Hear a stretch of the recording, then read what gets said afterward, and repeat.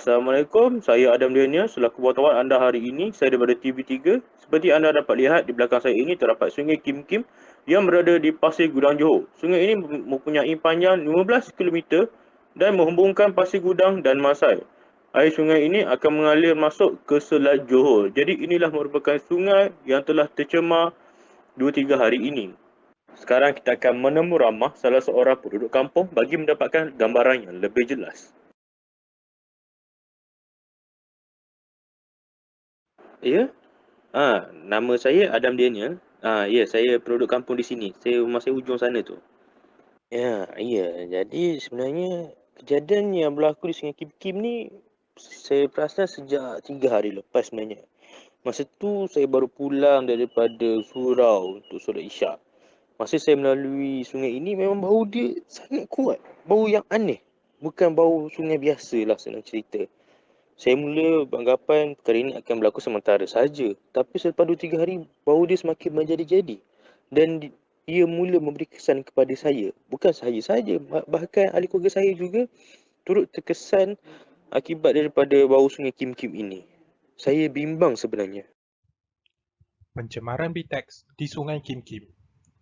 Pencemaran biteks di Sungai Kim Kim dipercayai berpunca dari kilang cat yang melepaskan sisa buangan ke dalam Sungai Kim Kim.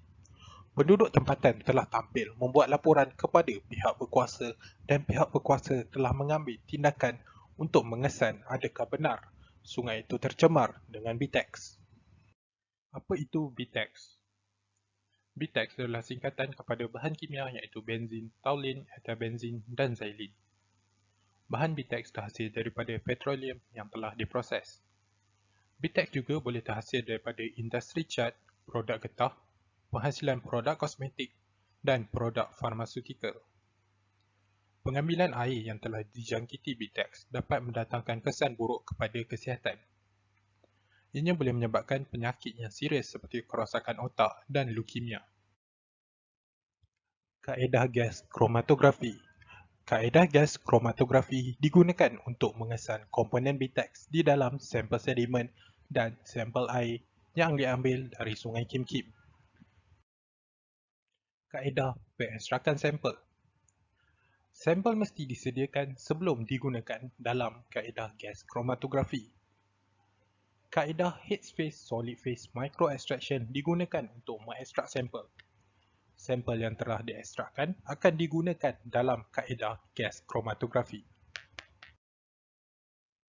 Penyediaan sampel biteks menggunakan kaedah head-phase solid-phase microextraction atau lebih dikenali sebagai HSSPME. Kaedah yang digunakan.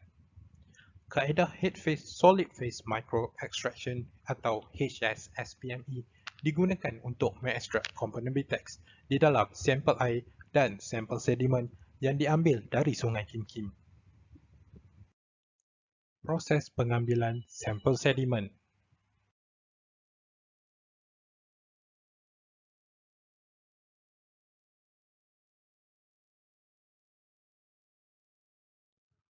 Proses pengambilan sampel air.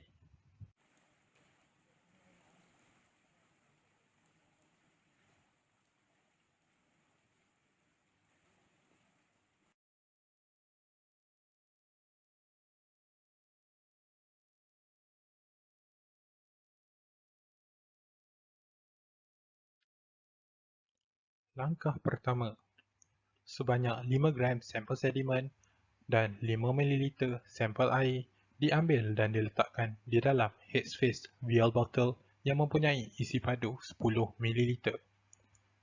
Langkah ini diulang sebanyak 4 kali untuk mendapatkan 5 botol sampel air dan 5 botol sampel sedimen.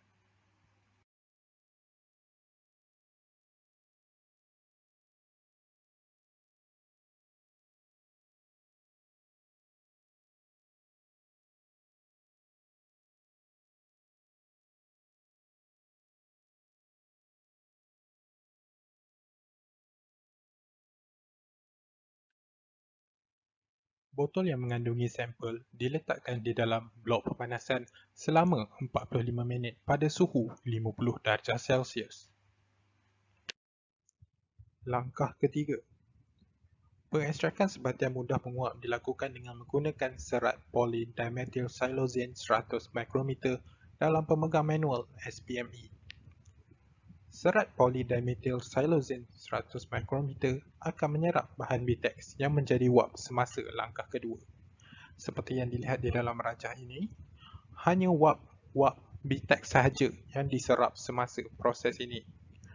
Tiada benda asing lain akan diserap semasa proses ini. Ini akan memastikan keputusan uji kaji yang dijalankan adalah tepat dan jitu. Langkah keempat. Suntikan langsung ke dalam mod headspace HS dilakukan pada suhu 280 darjah Celsius dalam penyuntik PTV. Ujian ini dijalankan untuk menentukan gas kromatografi untuk BTEX. Analisis gas kromatografi dilaksanakan menggunakan instrumen varian 450 GC yang dilengkapi dengan alat pengesan pengionan api ataupun Flame Ionization Detector, singkatannya FID, dan pengesan PTV. Hidrogen dan udara adalah gas detektor api dengan 30 ml per minit dan 300 ml per minit. Laju kapilari VF1MS digunakan untuk mengasingkan dan menentukan sebatian BTEX dan PAH dalam suntikan secara berasingan. Suhu bagi FID ditetapkan pada 280 darjah Celsius. Suntikan BTEX dilakukan dalam PTV menyuntik secara langsung mengeluarkan mod headspace 280 Celsius selama 15 saat. Serat polydimethylsiloxane. Nitrogen digunakan sebagai pembawa dan makeup gas untuk kedua-dua analisis. Makeup gas ini adalah aliran gas yang digunakan untuk menyapu komponen melalui detektor untuk meminimalkan pelebaran jalur.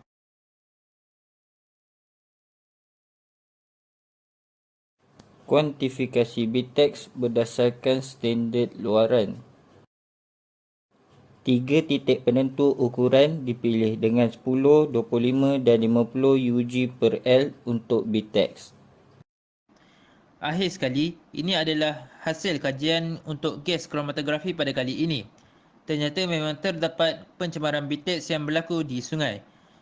Itu sahaja daripada kumpulan kami. Terima kasih dan Assalamualaikum warahmatullahi wabarakatuh.